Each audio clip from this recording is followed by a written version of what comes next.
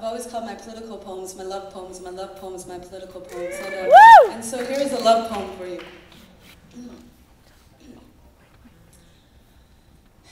It's 3 a.m. The emergency room psychiatrist looks up from his clipboard with eyes paid to care and asks me if I see people who aren't really there.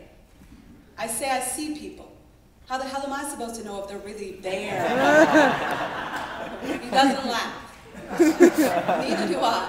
The math's not on my side. 10 stitches and 1 lie. I swear I wasn't trying to die. I just wanted to see what my pulse looked like from the inside.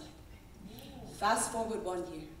I'm standing in an auditorium behind a microphone, reading a poem to 400 Latino high school kids who live with the breath of the INS crawling up their mother's backbones, and I am frantically hiding my scars. Because the last thing I want these kids to know is that I ever thought my life was too hard. I've never seen a bomb drop. I've never felt hunger. I've also never seen lightning strike, but we've all heard thunder, and it doesn't take a genius to tell something's burning. The smoke rises between us, forming walls so high they split the sky like slit wrist, and when the stars fall like blood, we are all left with nothing but a death wish. He said, call me by my true name. I am the child in Uganda, all skin and bone. Do you remember the rest? How about this one, America? Jesus wept. Jesus wept, but look at your eyes.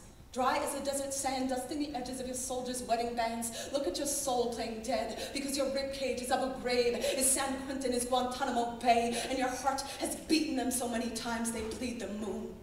Do you know children in Palestine fly kites to prove they're still free? Can you imagine how that string must feel between their fingers as they kneel in the cinders of our missile heads? You can count the dead, but the colors in the sky, the bow is breaking.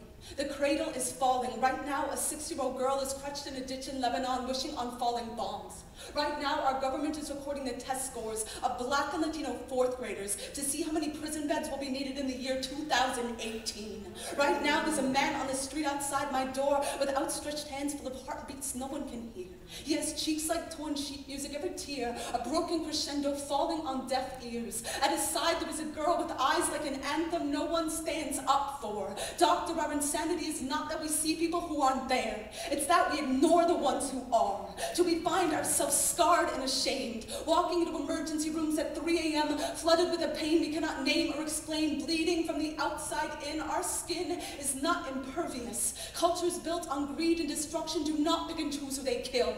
Do we really believe our need for Prozac has nothing to do with Baghdad, with Kabul, with New Orleans, with the thousands of U.S. school kids bleeding budget cuts that will never heal to fuel war tanks? Thank God for denial. Thank God we can afford the makeup to pile upon the face of it all. Look at the pretty world. Look at all the smiling people and the sky with a missile between her teeth and a steeple through her heart and not a single star left to hold her, and the voices of 1,000 broken nations saying, wake me when the American dream is over.